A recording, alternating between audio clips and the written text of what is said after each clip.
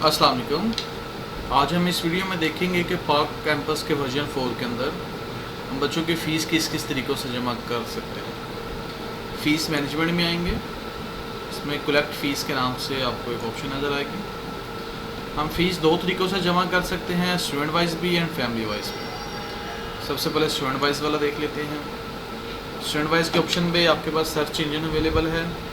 आपने जिस बच्चे की फ़ीस जमा करनी है उस पर कोई अल्फ़ाबेट्स लिखें, नेम लिखें, फादर नेम, मोबाइल नंबर, उसका रजिस्ट्रेशन नंबर, आपको कुछ भी मालूम है लिखें और वो आपके पास फ़िल्टर होकर बच्चा आ जाएगा। डबल एंटर करते हैं, बच्चे की मुकम्मल फ़ीस की हिस्ट्री हमारे पास अवेलेबल हो जाती है कि बच्चे की तरफ कितने बकाया जा चल रहे हैं और किस किस महीने के किस किस फ़ीस हेड के कितने बकाया जा रहे हैं। जैसे इस बच्चे के 3 फ़ीस हेड्स पेंडिंग चल रहे हैं। ट्यूशन फ़ीस अगस्त किसने देनी है, एग्ज़ामिनेशन फ़ीस सितंबर किसने देनी है और ट्यूशन फ़ीस सितंबर की देनी है। अगर हम सारी फ़ीस जमा करना चाहते हैं, बच्चा सारी फ़ीस सबमिट करवाना चाहता है, तो हम रिसीव पेमेंट कर सकते हैं। अगर बच्चा पार्शियल पेमेंट करना चाहता है तो उस सिनेरियो पे हर फ़ीस हेड के सामने आपको पे का बटन नज़र आ रहा है। अगर मिसाल के तौर पे वो अगस्त की फ़ीस फ़िलहाल जमा नहीं करवाना चाहते, वो सितंबर के एग्ज़ाम्स के पैसे या जो सितंबर के अंदर ट्यूशन फ़ीस लगी है उसका 500 रुपया जमा करवाना चाहते हैं, तो उस सिनेरियो पे क्या करेंगे। हम पे में से अगर अगस्त की फ़ीस नहीं जमा करवाना चाहते तो हम उसको डिलीट कर देंगे उसमें से। और इसी तरह अगर ट्यूशन फ़ीस में से 500 जमा करवाना चाहते हैं तो हम 500 कर देंगे। तो यहाँ सॉफ्टवेयर बता रहा होगा कि अभी ये 1000 रुपया जमा करवाएंगे, 4500 रुपया अभी इनके अकाउंट में पेंडिंग रहेगा।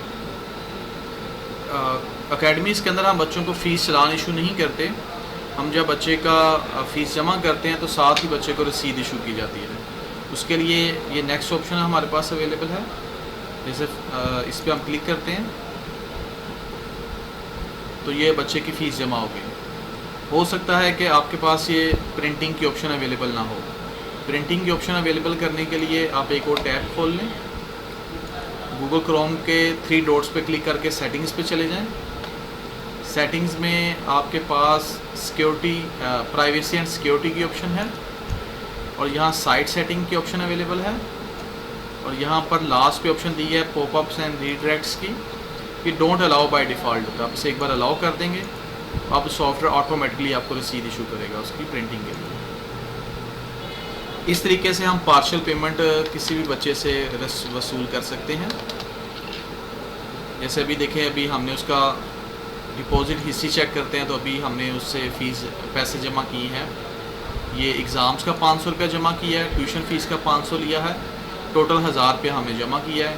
ये इस अकाउंट से जमा किया गया है। अगर मुकम्मल पेमेंट आती है तो जस्ट यहाँ से क्लिक करने से सारी पेमेंट उसकी जमा हो जाएगी। एक डिस्काउंट वो होता है जब हम बच्चे का एडमिशन करते हैं और उसको एक डिस्काउंट लगा दिया जाता है कि हर महीने इसको फ़ीस में से इतना डिस्काउंट रहेगा। दूसरा डिस्काउंट ऐसा भी हो सकता है कि जब चलान्स बन चुके होते हैं उसके अंदर भी आप डिस्काउंट कर सकते हैं। जैसे अभी ये ट्यूशन फ़ीस अगस्त का 2500 रुपया चल रहा है, ट्यूशन फ़ीस सितंबर का भी 2000 चल रहा है। अब वो पेरेंट्स से आपसा हो जाता है कि हम इस 2500 में से आपको 1000 रुपया छोड़ देते हैं, तो सॉफ्टवेयर ऑटोमेटिकली ये 1000 रुपया उनके डिस्काउंट में डाल देगा। लेकिन ये डिस्काउंट परमानेंट डिस्काउंट नहीं होता।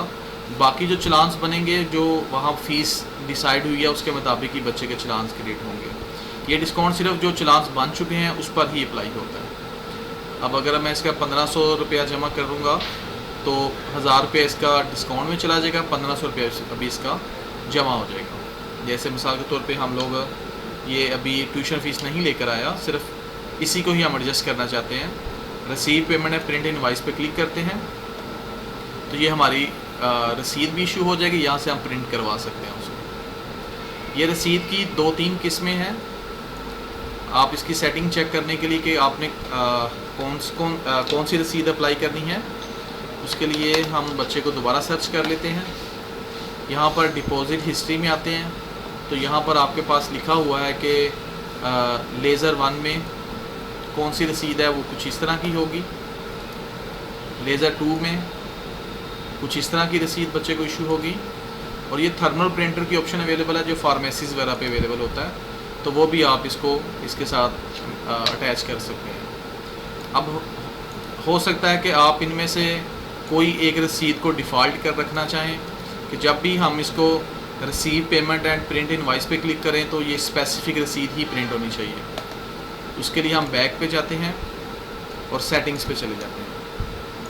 कैंपस सेटिंग्स पे आ जाते हैं। यहाँ पर डिफ़ॉल्ट रिसीप्ट प्रिंटर की ऑप्शन अवेलेबल है। आप यहाँ से अगर थर्मल कर देंगे तो ऑटोमेटिकली हर बार जब भी उस पर बटन पे क्लिक करेंगे फ़ीस जमा करते वक्त तो उनकी थर्मल प्रिंटर वाली रसीद ही आपको प्रिंटिंग के लिए शो हुआ करेगी। तो आप अपने अकॉर्डिंगली जो भी यहाँ पर सेट करना चाहिए यहाँ से सेट की जा सकती है।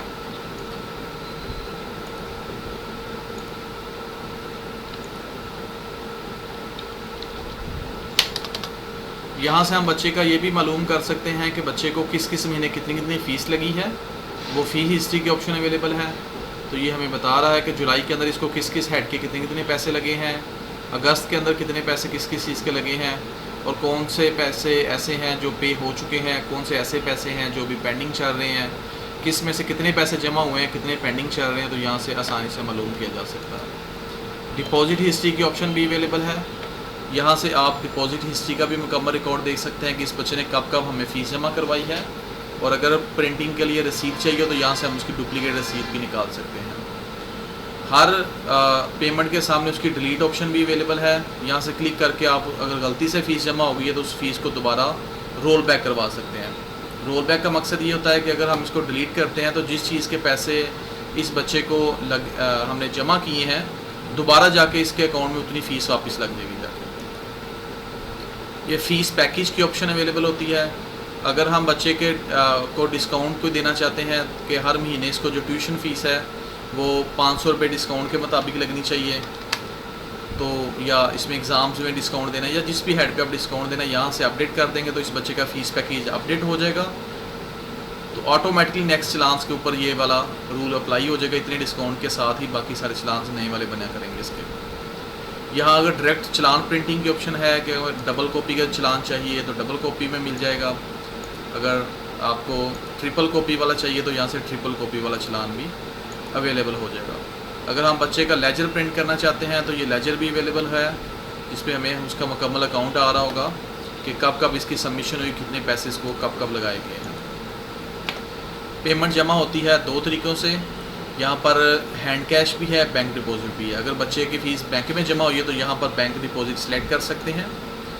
जैसे बैंक डिपॉजिट सेलेक्ट करेंगे तो यहाँ पर आपको उसका रसीद नंबर डालना होगा जो बैंक की तरफ से इशू की जाती है रसीद बच्चे को, वो आपको यहाँ पर नंबर मेंशन करना होगा ताकि हम रिकॉर्ड आसानी से मैनेज कर लें कि कौन से रसीद नंबर के मुताबिक इसका बैंक में पैसे जमा हो गए। यहाँ डेट की ऑप्शन अवेलेबल है। हो सकता है कि हमने किसी पुरानी डेट में इसकी एंट्री करनी हो तो यहाँ से आप अपनी मर्ज़ी से डेट भी सिलेक्ट कर सकते हैं। यहाँ पर जितनी भी ऑप्शंस एडिटिंग की अवेलेबल हैं वो सारी की सारी स्पेशल परमिशन के ऊपर हैं। जैसा कि डिपॉजिट हिस्ट्री में डिलीट की ऑप्शन है, डिस्काउंट देने की एक ऑप्शन है, बैक डेट एंट्री की ऑप्शन है। ये सारी ऑप्शंस हमारे पास जो हैं वो यूज़र्स को आप अपनी मर्ज़ी से असाइन करवा सकते हैं। जो हम पहले फैमिली वाला सिस्टम देख लेते हैं कि फैमिली की फ़ीस कैसे जमा होती है, और बाद में इन तीनों परमिशंस को देख लेंगे। गो बैक पे आते हैं, फ़ीस मैनेजमेंट में दोबारा कलेक्ट फ़ीस पे आ जाते हैं और फैमिली वाइज में चले जाते हैं। फैमिली वाइज में सिर्फ वही बच्चे शो होंगे या वो फैमिली शो होंगे जिनके वालिद के शनाख्ती कार्ड नंबर लिखे होंगे और जिनकी फैमिली बनी होगी। तो ये फैमिली वाला सिस्टम आपके पास अवेलेबल है। इस फैमिली के दो बच्चे हमारे पास पढ़ रहे हैं, एक बच्चे का कोई बकाया नहीं है, दूसरे बच्चे का 2000 बकाया है। यहाँ से पूरी फैमिली की भी फ़ी हिस्ट्री देखी जा सकती है, डिपॉजिट हिस्ट्री भी पूरी फैमिली की देखी जा सकती है। इनका मुकम्मल फैमिली का आपको चलान भी प्रिंट किया जा सकता है। इसके साथ आप इसका लेजर भी प्रिंट कर सकते हैं और इनका जमा करने का वही तरीका जैसे हम स्टूडेंट का जमा करते हैं। बैंक डिपॉजिट है, बैक डेट एंट्री है, डिस्काउंट है और receive payment and print invoice के ऑप्शन है। ये सारी ऑप्शंस वही हैं जो स्टूडेंट वाइज के ऊपर अप्लाई होती हैं।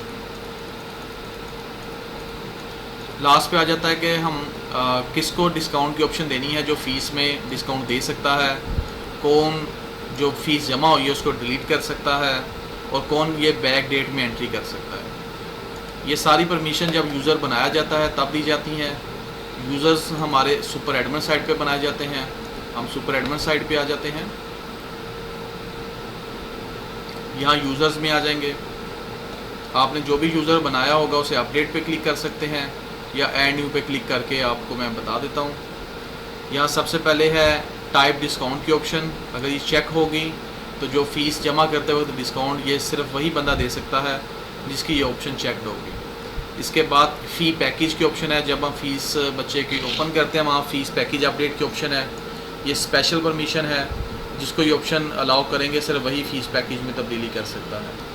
ये रिवर्ट स्टूडेंट फ़ीस है, जो बच्चे का चलान बना है, अगर आप चाहते हैं कि ये डिलीट कर सके यूज़र तो आपसे भी चेक कर सकते हैं। रिवर्ट डिपॉजिट पेमेंट है, जो बच्चे ने फ़ीस जमा करवाई है, अगर आप उसको भी रिवर्ट करने की ऑप्शन देना चाहें तो यहाँ से आप पेमेंट ऑप्शन दे सकते हैं। जब किसी बच्चे की फ़ीस जमा होती है तो हम उस पेरेंट्स को एक मैसेज भी कर सकते हैं, जैसे जैज़ कैश या ईजी पैसा का मैसेज रिसीव होता है, उसको हम ऑटो पे सेट कर देते हैं। सेटिंग्स पे जाते हैं और ऑटो SMS अलर्ट्स में जाते हैं। यहाँ पर हमारे पास ये थर्ड ऑप्शन अवेलेबल है, पेमेंट डिपॉजिट SMS टेम्पलेट की। यहाँ टेम्पलेट बना हुआ है, आप टेम्पलेट में भी तब्दीली कर सकते हैं और इसको ऑटो पे लगा सकते हैं। ऑटो सेंड डिपॉजिट SMS पे ब्रांडेड भी है और व्हाट्सएप पर भी है। आप दोनों में से किसी एक पर लगाना चाहें या दोनों पर लगाना चाहें लगा सकते हैं। जैसे ही फ़ीस जमा होगी तो ऑटोमेटिकली पेरेंट्स को उसका मैसेज भी चला जाएगा कि आज इतने पैसे आपके बच्चे की तरफ से जमा हुए हैं और इतना पेंडिंग बैलेंस अभी भी आपकी तरफ पेंडिंग चल रहा है। तो इस तरीके से हम बच्चों की फ़ीस जमा कर सकते हैं। लास्ट पे हमने अगर इसकी रिपोर्टिंग करनी हो कि आज कितनी फ़ीस जमा की गई है, फ़ीस रिपोर्ट्स पे आ जाते हैं। यहाँ collected fee report day to date available है हमारे पास। जैसे आज की डेट की हम मालूम करना चाहते हैं, इसमें आपके पास और भी बहुत सारे फ़िल्टर्स अवेलेबल हैं। तो आज मुकम्मल रिकॉर्ड आ गया कि आज एडमिशन फ़ीस की मद में किस किस बच्चे ने कितने पैसे जमा करवाए हैं, एनुअल फ़ंड कितना जमा हुआ है, एग्ज़ाम्स के कितने हुए हैं, ट्यूशन फ़ीस कितनी हुई है, टोटल कलेक्शन क्या है, अभी इन बच्चों की तरफ मज़ीद पेंडिंग बैलेंस कितना रहता है, बैंक में कितने पैसे जमा हुए हैं और कैश रिसीव हमारा कितना हुआ है।